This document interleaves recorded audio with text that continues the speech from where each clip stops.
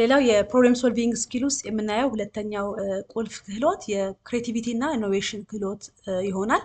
ክሬቲቪቲ ማለት አዲስ ነገር ማሰብ፣ አዲስ የመፍትሄ ሀሳብ ማምጣት ሲሆን ኢኖቬሽን ያንን ያሰብነውን ሀሳብ ወደ ተግባር መቀየር መቻል ነው።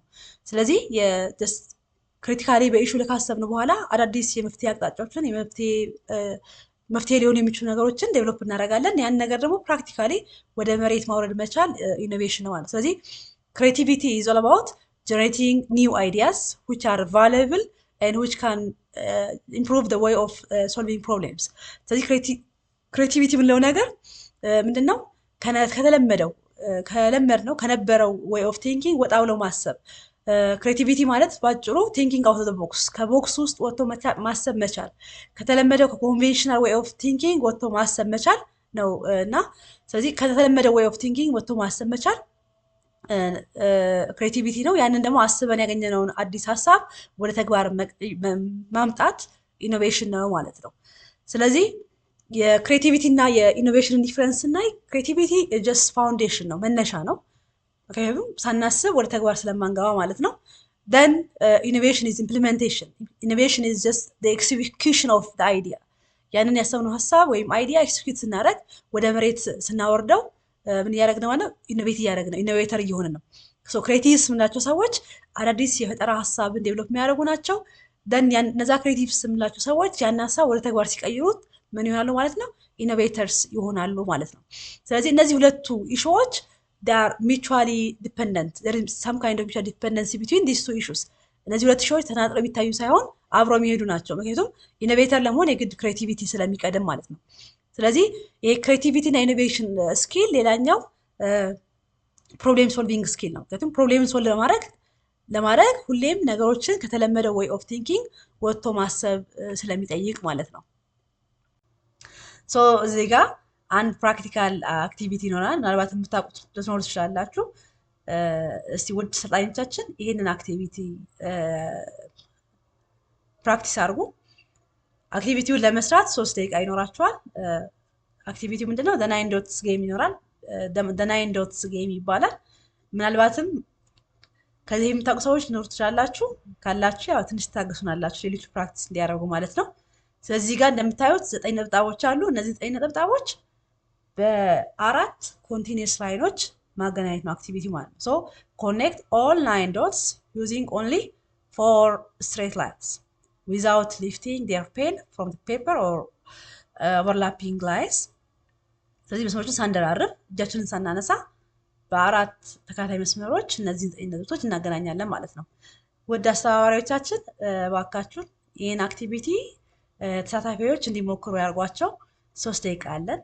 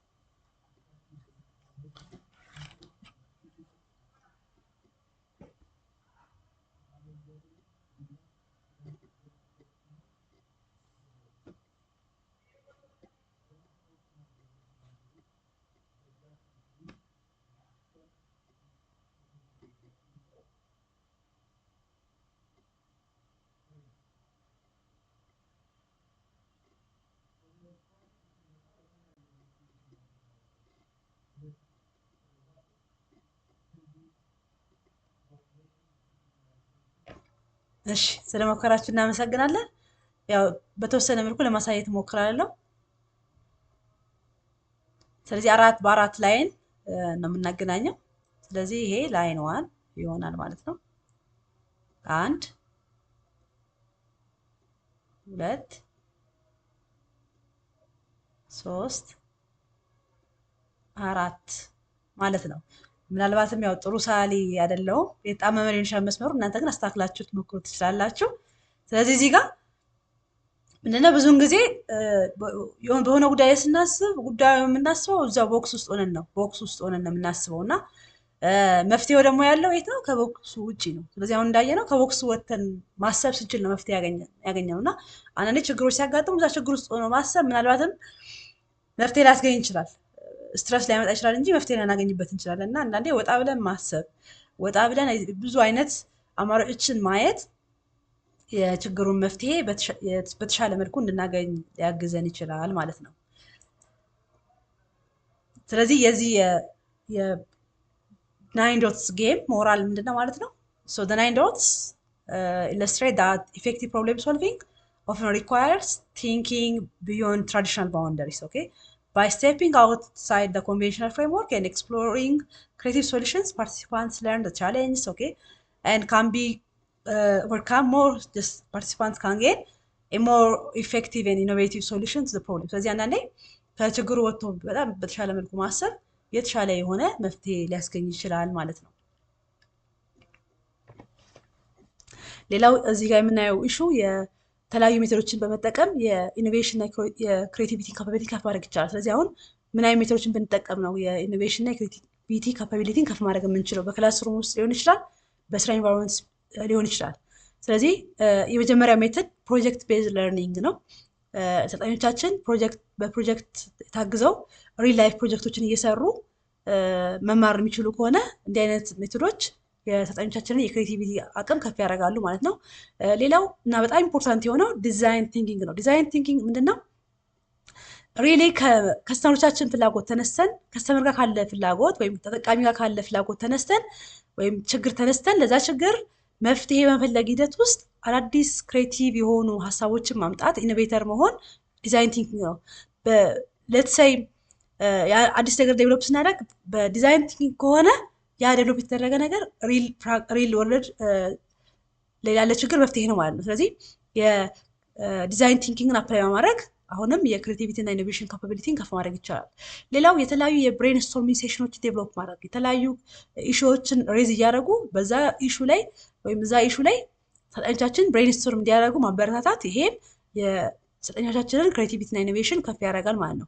ሌላኛው ሪቨርስ ኢንጂነሪንግ ነው። ሪቨርስ ኢንጂነሪንግ ማለት ኦልሬዲ የነበሩ ነገሮችን በትኖ ፈልፍሎ ማየት። ኦኬ ሶ ሳምታይምስ አንድ ነገር እንዴት ተሰራ የሚሆን ለማወቅ ምናልባት እንዴት ከመጀመሪያ ጀምሮ ማየት ካልቻል የተሰራ ነገር ራሱ ፈቶ በትኖ በማየት ሳምታይምስ የነበረ ነገር አፍርሶ ዲስትራክት አድርጎ መልሶ በመቅጠም ሂደት ውስጥም አሁንም ክሬቲቭ መሆን ይችላል እና ሪቨርስ ኢንጂነሪንግን አፕላይ ማድረግ አሁንም የክሬቲቪቲ እና ኢኖቬሽን ካፓቢሊቲ ከፍ ያደርጋል ማለት ነው።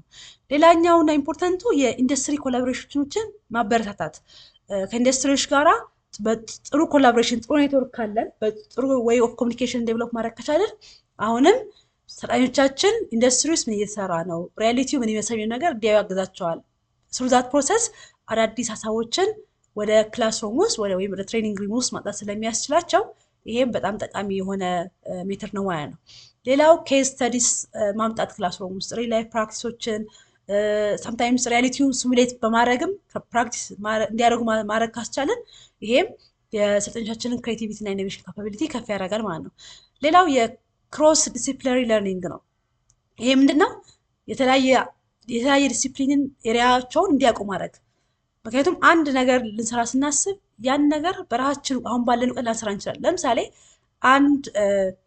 ለምሳሌ አንድ የአውቶሞቲቭ ዲፓርትመንት ኬዝን ብናይ አውቶሞቲቭ ዲፓርትመንት ውስጥ የሚሰሩ ነገሮች ለምሳሌ አንድ አውቶሞቲቭን ብንወስድ ያ አውቶሞቲቭ ኤሌክትሪካል ፓርት አለው፣ ሜካኒካል ፓርት አለው፣ እንደርሶ ሃርድዌር ፓርት አለው።